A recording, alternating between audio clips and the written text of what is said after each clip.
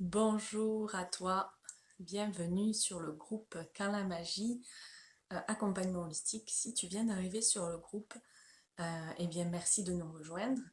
Je me présente, je m'appelle Elodie, je suis accompagnatrice en santé et bien-être holistique. Je fais de l'accompagnement de l'âme et du déploiement de l'être. Donc j'accompagne les âmes à reconnecter avec leur divinité, avec leur pouvoir intérieur, à vivre en fait l'éveil spirituel avec légèreté et simplicité. Aujourd'hui, je te partage une de mes inspirations au sujet du fait de choisir, de comment prendre de bonnes décisions, quelles sont les énergies qui te poussent à faire des choix dans ta vie. Il y a deux énergies principales, deux émotions vraiment porteuses d'action, porteuses de vibrations qui vont nous permettre de nous mettre en action dans notre incarnation ici. Vous avez la première émotion qui est l'amour. L'amour, eh bien, c'est la pure émanation de notre être. C'est vraiment quand ça vibre à l'intérieur de nous, qu'on fait des choix par amour, tout est juste. Et ensuite, il y a la peur. La peur, elle, qui est finalement une réponse de notre mental par rapport à nos expériences de vie, par rapport à nos croyances, par rapport à notre éducation. On va se créer des peurs, on va être baigné dans des peurs ou dans des manques émotionnels, dans des besoins émotionnels non comblés. Et finalement, c'est cette peur du besoin émotionnel non comblé qui va nous pousser à faire des choix qui ne sont pas en fait en adéquation avec notre mission de vie. Donc aujourd'hui, je te parle de te connecter à ton essence divine, de te connecter à ta puissance intérieure, de venir connecter au niveau de ton temple sacré, au niveau de ton chakra du cœur, pour apprendre à écouter ton âme, à écouter ton intuition et à choisir, à faire des choix conscients, des choix qui vont te porter, qui vont te mener vers une fluidité, vers une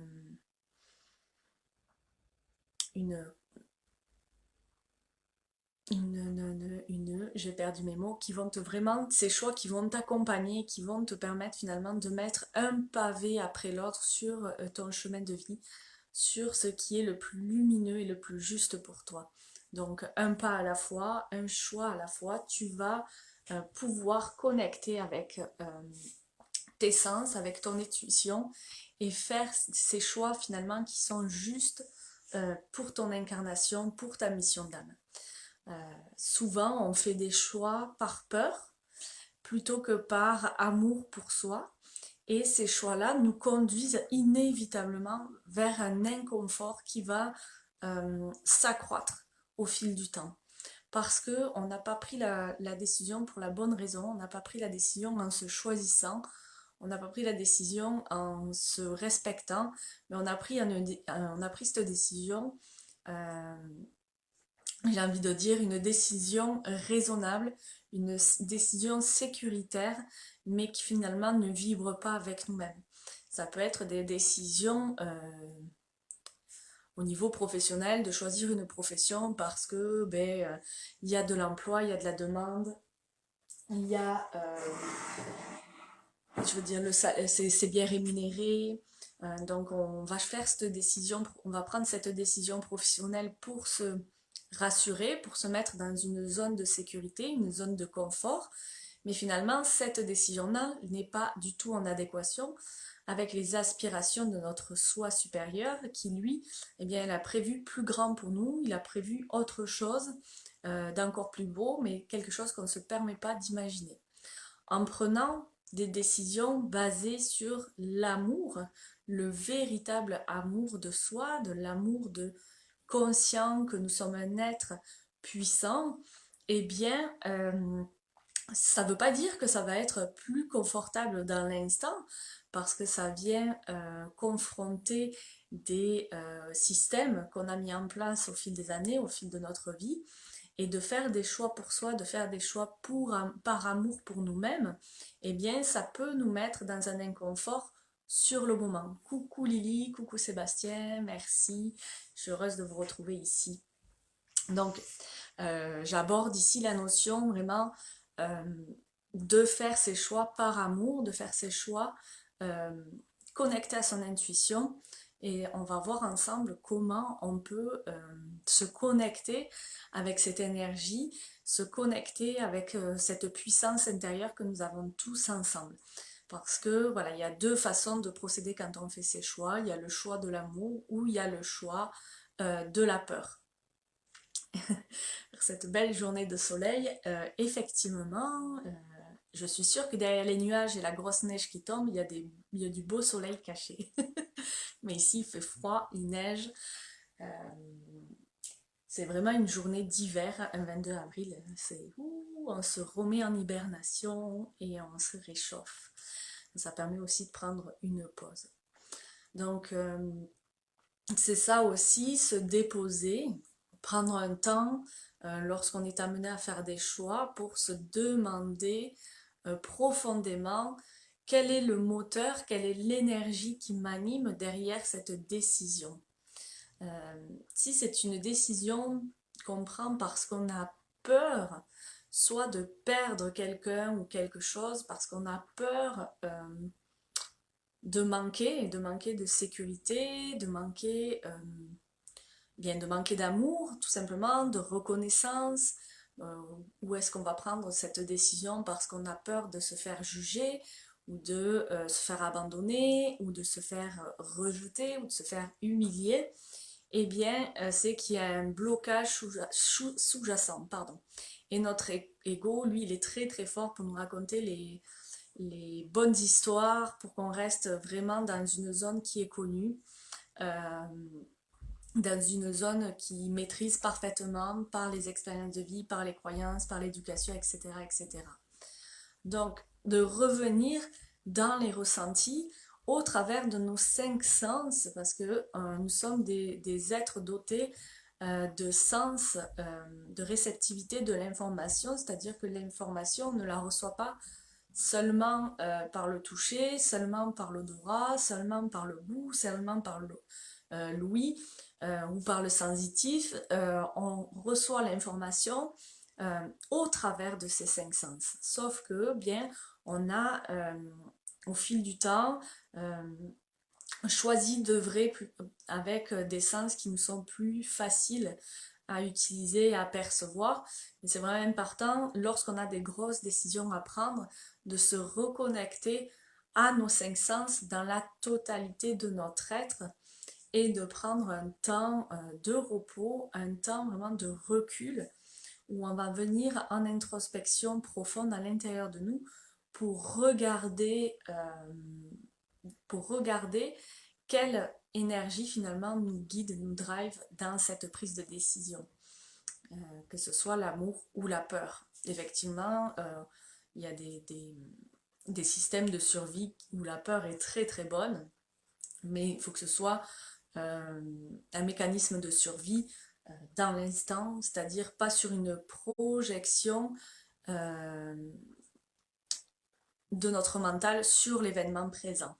Parce que on est très très doué pour se faire des scénarios, pour écouter et prendre pour vérité ces scénarios, alors que dans l'instant présent, la seule chose qui existe, c'est notre être, c'est notre alignement dans notre trinité.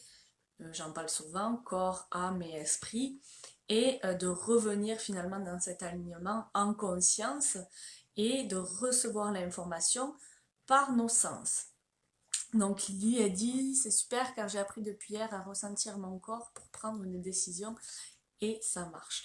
Oui, donc voilà, donc chacun a sa méthode au niveau de la prise de décision et des ressentis. C'est comme je vous dis toujours, c'est pas une vérité absolue ce que je vous transmets, c'est vraiment au travers de mes expériences et de mon vécu et de mon intuition. Mais ce qui est certain et ce qui est la vérité absolue par contre, c'est que nous avons tous un corps et nous avons tous, au travers de ce corps, des canaux de réceptivité d'information que nous devons apprendre à écouter, apprendre à ressentir, puis apprendre à recevoir. Je ne veux pas dire comprendre, je ne veux pas dire accepter, mais simplement être présent à soi. On en a parlé la semaine dernière de la présence à soi, donc je vous invite, si vous n'avez pas vu la vidéo, à revenir un petit peu plus bas ou alors aller directement sur ma chaîne YouTube pour le retrouver. Mais dans la présence à soi, eh bien, on invite finalement notre soi supérieur, notre âme à descendre. On fait plus de blocage en fait au niveau du mental et on permet à l'information de venir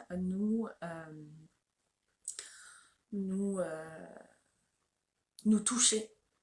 Donc après, qu'est-ce qu'on fait avec ça? Ben, ça va dépendre de notre capacité à rester dans la présence à soi, à rester au niveau de l'alignement de notre Trinité et au niveau des ressentis que l'on a qui vont être propres à chacun. Et c'est important surtout d'être spectateur dans cette réceptivité informationnelle, de se placer comme simplement quelqu'un qui vient vivre une expérience, qui ne sait pas ce qu'il attend, donc de vraiment se détacher du mental, de se détacher de la conscience, puis de se reconnecter en fait à une innocence qui est tout à fait magique. Si on prend l'enfant, lui, il est dans l'innocence parce qu'il ne sait rien, puis il adore apprendre et il est curieux d'évoluer dans cet apprentissage. Donc de se replacer comme enfant innocent qui est venu expérimenter, qui vient apprendre et de simplement recevoir l'information, de la ressentir. Puis c'est ces ressentis qui vont nous guider clairement euh, dans finalement la prise de décision, finalement qui vont nous guider dans le fait de mettre un pied en avant ou ou de reculer d'un pas. Donc je ne sais pas si vous me comprenez bien, vous pouvez laisser vos questions en commentaire, ça va me faire plaisir d'y répondre aussi pendant le live, mais même après si vous regardez un replay. Donc vous pouvez expérimenter ça vraiment de façon tout à fait spontanée et, comment dire, ponctuelle. Donc ça va dépendre que ce soit une grosse décision ou une décision plus anodine, comme prendre la décision de savoir qu'est-ce que j'ai vraiment envie de manger et ce dont mon corps a réellement besoin. Mais ça peut être cette question, cette position-là qu'on peut se poser au niveau de notre questionnement pour tout un tas de choses, que ce soit pour des plus grandes prises de décision, que ce soit pour des plus petites, mais vraiment venir dans les ressentis et dans l'énergie de l'amour. L'amour, c'est la meilleure essence divine et c'est pour ça qu'on parle bien d'essence. Vous mettez bien de l'essence dans vos voitures pour circuler. Eh bien, l'amour doit être l'essence qui vous permet d'œuvrer et de vous manifester dans cette vie. Toujours utiliser l'essence. Si vous utilisez la peur, en fait, si vous vous laissez utiliser par la peur, eh bien, la vie, elle, l'univers, votre âme, votre soi supérieur, il sait toujours d'avance ce qui est bon pour vous et il va vous présenter des circonstances, des événements, des situations, des rencontres qui vont vous ramener vers le droit chemin.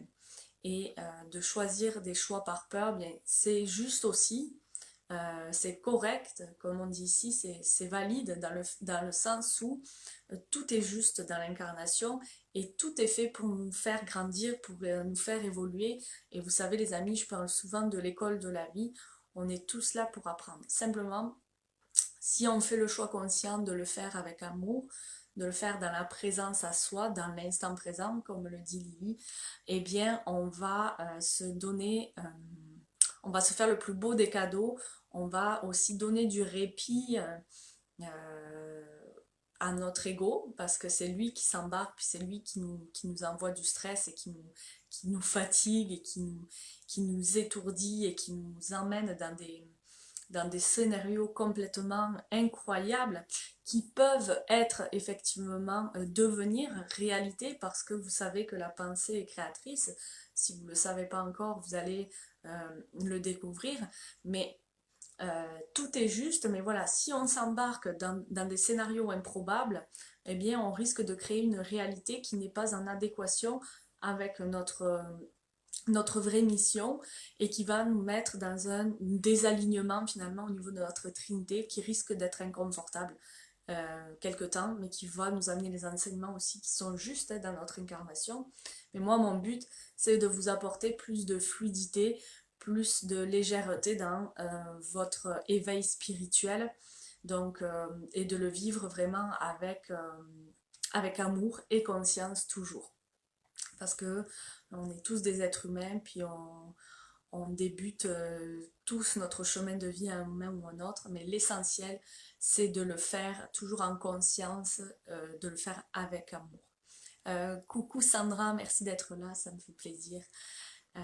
Un beau coucou de Nouvelle-Calédonie, c'est génial. Les deux paradigmes, aujourd'hui la neige ici avec une température très très froide et j'imagine que en Nouvelle-Calédonie, c'est sûr qu'il fait plus chaud. Donc c'est vraiment ça mes chers amis, c'est de vous reconnecter à votre pouvoir divin, ce pouvoir divin, cette essence divine qu'est l'amour que nous avons tous. Et comment on le fait? Eh bien, c'est vraiment en revenant à soi, en étant présent à soi, et de s'arrêter, d'essayer de redescendre dans les ressentis. Alors évidemment, il y a des choses qui peuvent émerger de tout ça au niveau corporel, au niveau des ressentis, et ça peut paraître inconfortable. Mais si vous vous positionnez toujours en qualité de spectateur et d'observateur, sans entretenir en fait un jugement quelconque sur ce que vous ressentez, sur ce que vous imaginez, etc. Juste laisser traverser vos pensées, bien vous allez pouvoir recevoir l'information la plus juste pour vous, au moment le plus juste aussi pour vous. Parce que des fois, on pense prendre des décisions basées sur la pure énergie d'amour, puis quelques années plus tard, quelques temps plus tard, on se rend compte que c'était pas la bonne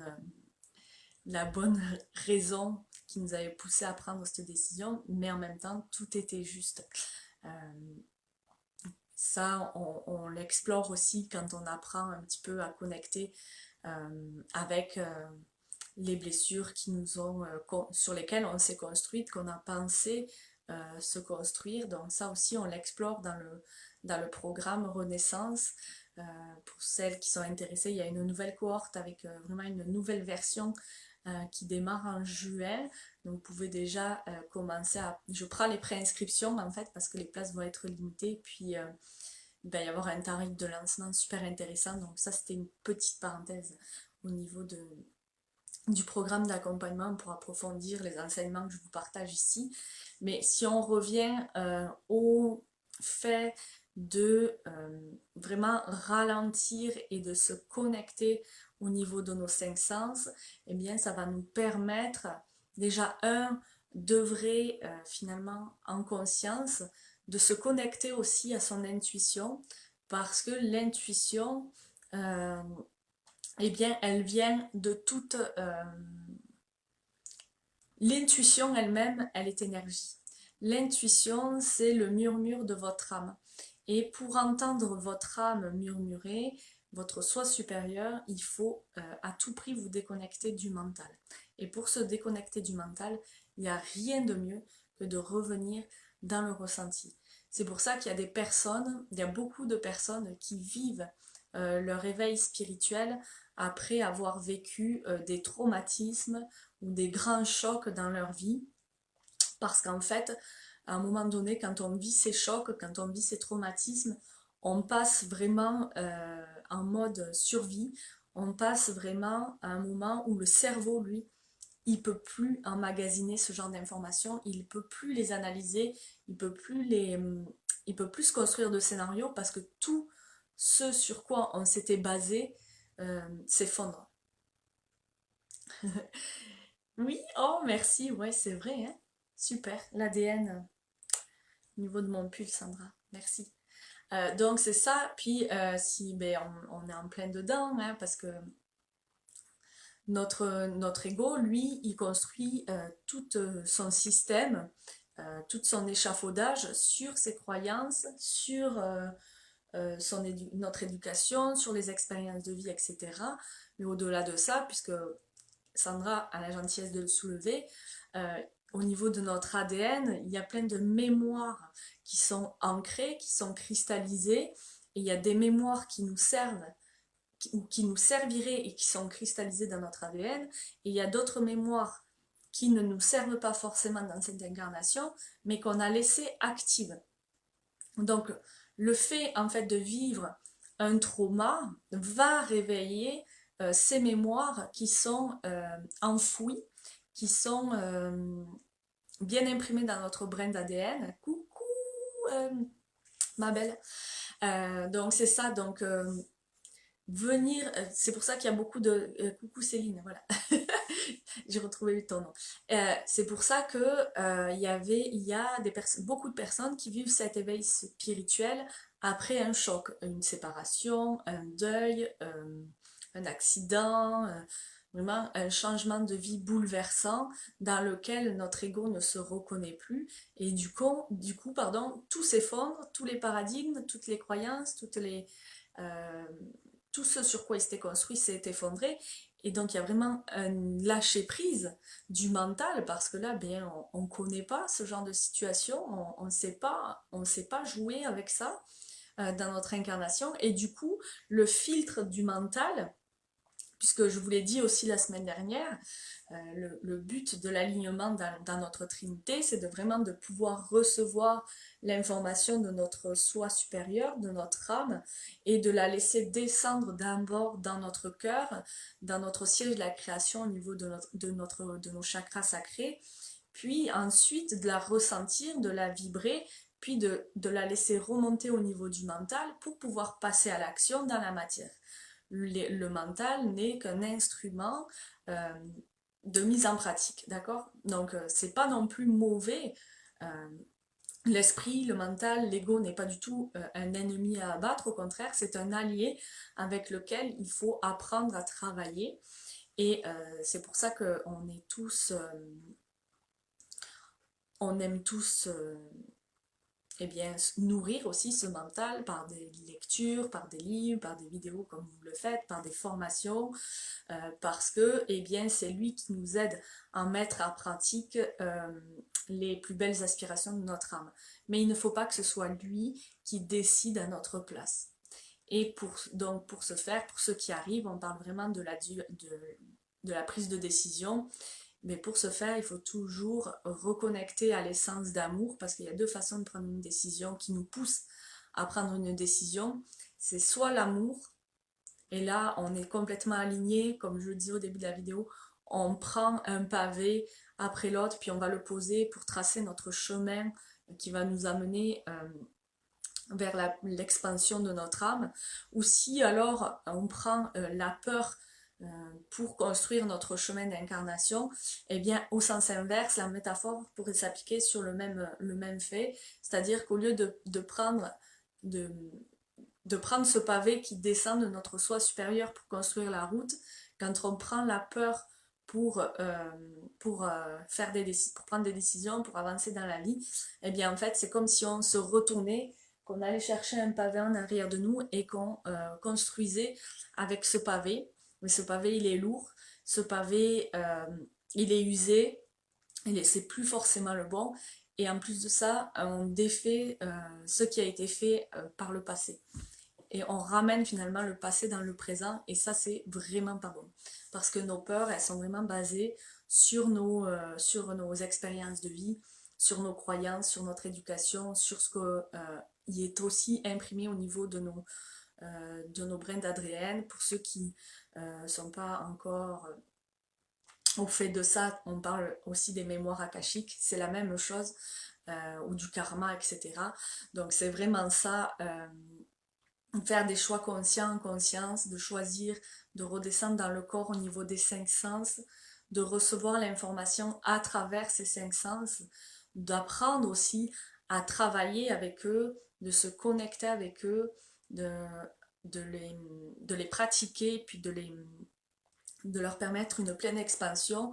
C'est ce qui va nous permettre aussi de nous d'être plus intuitifs, d'avoir une meilleure connexion à notre âme, puis d'œuvrer dans le bon sens. Donc je vois qu'il y a du monde, je salue aussi, coucou Olivia, vraiment tout le monde, je suis vraiment heureuse de vous voir ici, toujours plus nombreux.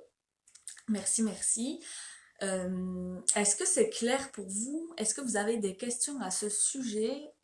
J'ai encore un petit peu de temps, ça va me faire plaisir qu'on échange sur ce sujet-là, au sujet de... finalement, à chaque fois, ça déborde toujours. On dirait que c'est vraiment comme une, une toile qui est tissée, puis tout est interrelié aussi. Mais c'est ça, de prendre la décision dans l'amour ou dans la peur, euh, au niveau des 5 sens, quel sens, dites-moi, tiens, un message, quel sens, puisqu'on en a 5, est-ce que vous êtes consciente des sens que vous avez déjà développés? Et c'est pas forcément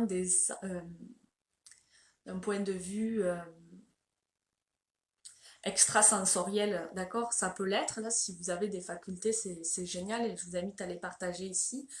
Que ce soit la clairaudience, la clairsentence ou des choses comme ça, mais juste de prendre conscience que on a des sens qui sont plus aiguisés, que ça peut être l'odorat, ou le toucher, ou le goût, ou l'ouïe. Il y a moins longtemps, là, j'ai vraiment eu une sensibilité vraiment exacerbée au niveau des bruits.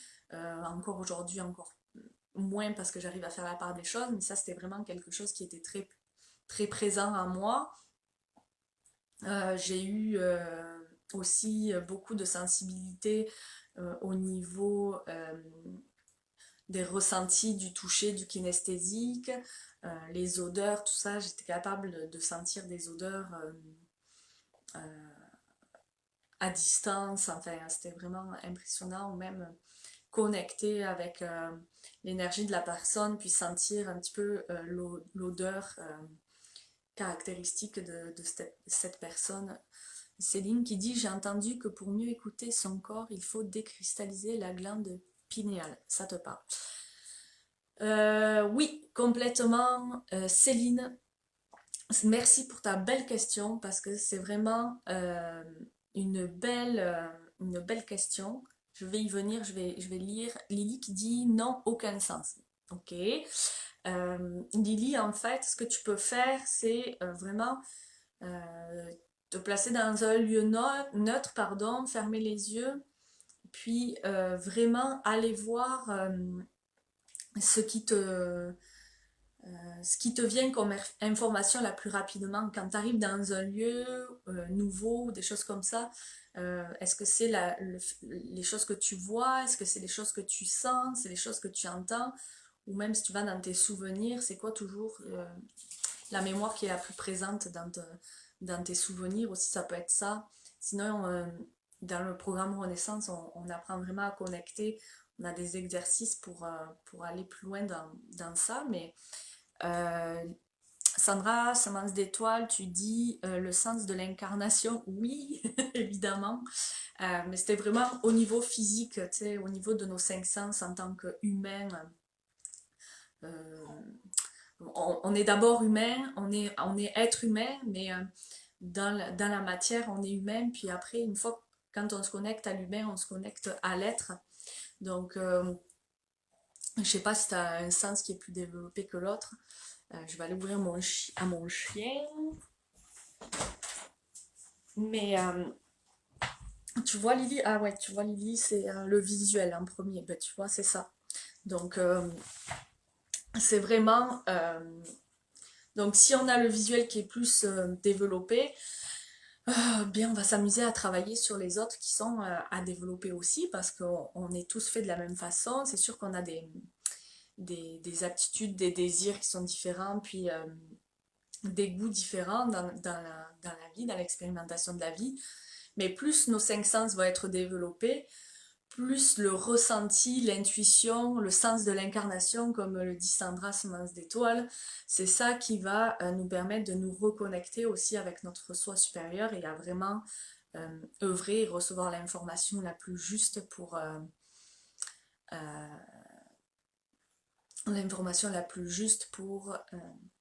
pardon, pour évoluer. Lily, tu dis pourtant j'ai du mal à visualiser en méditation. Eh bien, justement parce que tu es trop ancré dans ce sens de la vue, sur le plan humain, matériel. Donc du coup,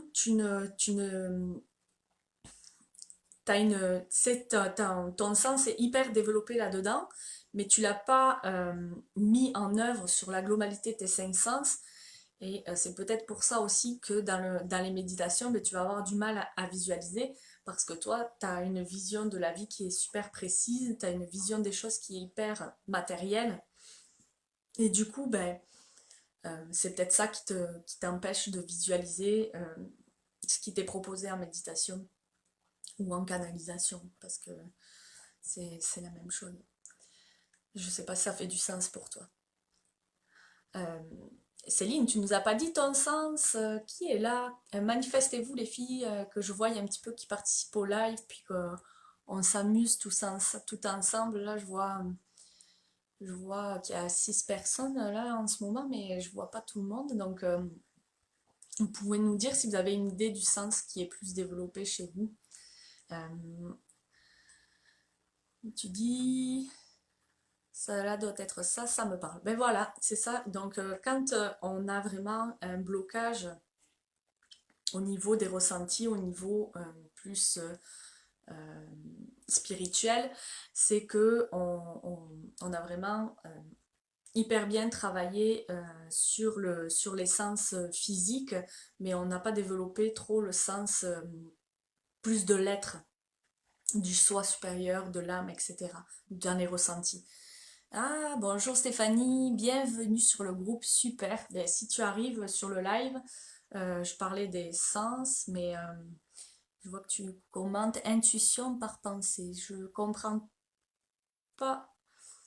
Ok, toi c'est plus t'as ton sens intuitif qui est développé, tu entends comme une voix ou c'est toi qui parles. Souvent, tu sais, ça peut être notre propre voix qui dit des choses, puis tu sais, là on se dit, ah, mais euh, qu'est-ce que c'est? Est-ce que c'est moi qui deviens folle? Ou... Je vois tout à fait ce que tu veux dire parce que je reçois l'information comme ça. Moi, j'entends pas de guide qui me parle, j'entends pas de voix, quoique sur des êtres défunts ou des choses comme ça peut arriver. Mais au niveau de l'intuition, c'est vraiment, ben, c'est la connexion à notre soi supérieur qui vient vraiment nous délivrer ces messages directement. Donc, c'est super. Et en plus, il y a des images, ouais, c'est génial. Parce que quand faut vraiment avoir le lâcher prise aussi dans l'intuitivité, dans l'intuition pour, euh, si vous voulez, ben, parce que quand on est dans le lâcher prise, hein, on n'a plus ce barrage de l'ego qui fait barrage et qui nous bloque dans la réceptivité. Donc le fait de vraiment laisser l'intuition, laisser le message descendre à nous à travers nos cinq sens, eh bien on laisse libre cours à tous les canaux possibles pour recevoir l'information la plus juste. Je vais revenir à Céline qui parlait de la glande pinéale tout à l'heure.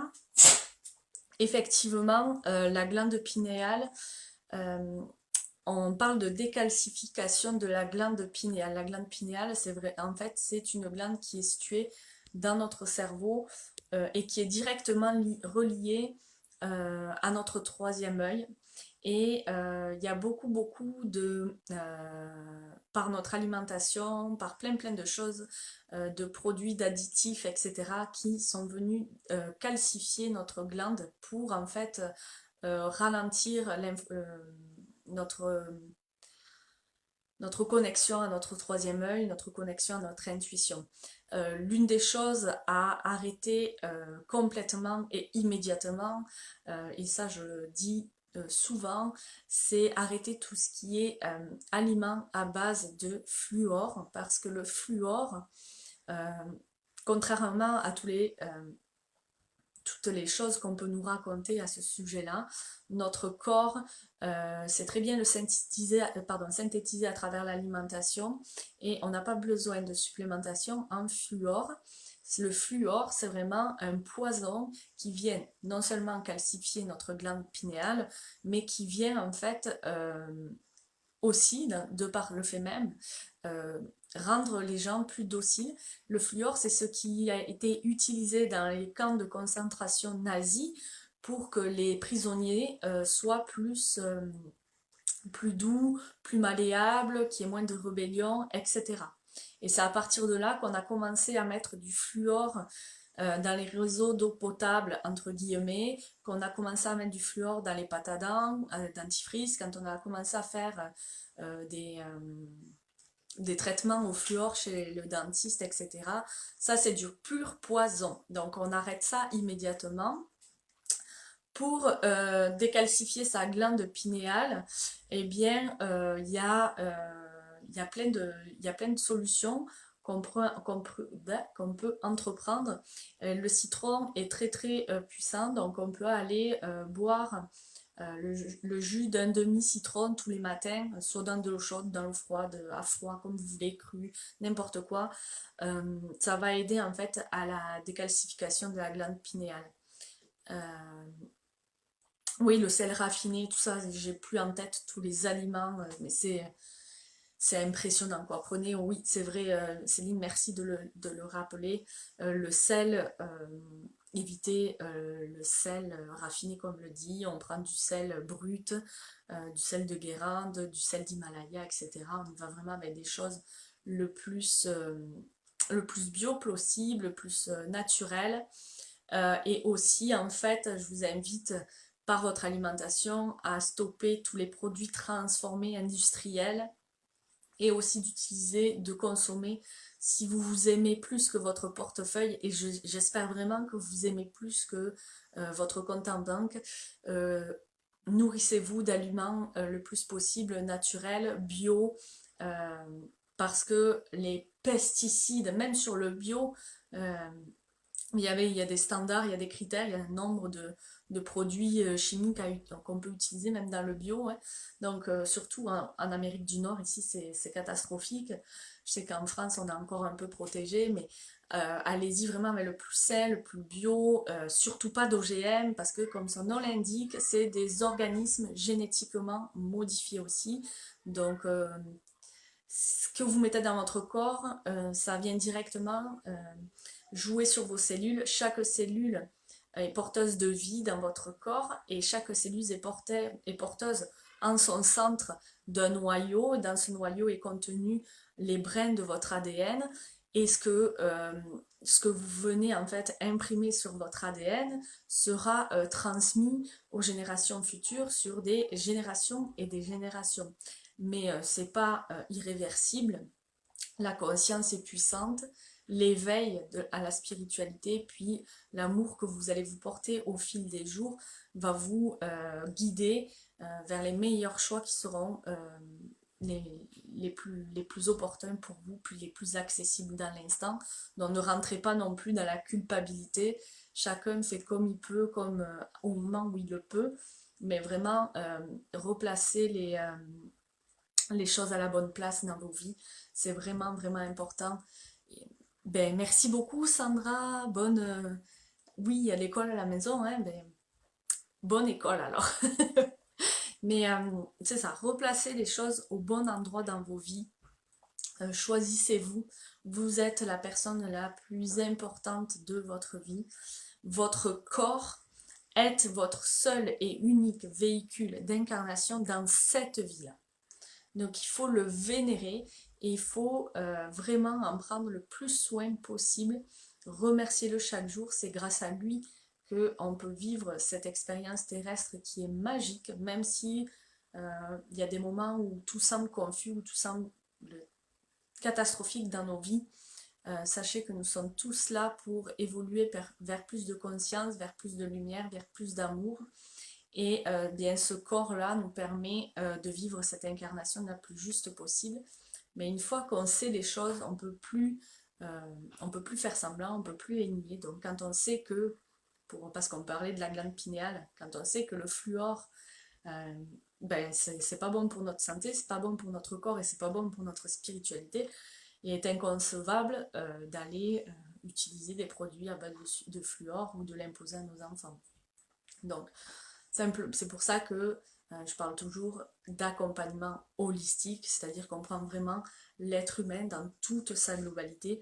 Et c'est vraiment, c'est pour ce pourquoi aussi j'ai vraiment à cœur de vous partager toutes ces vidéos, puis à cœur d'accompagner le plus de personnes possible. C'est ce qu'on voit d'ailleurs dans le programme Renaissance, hein.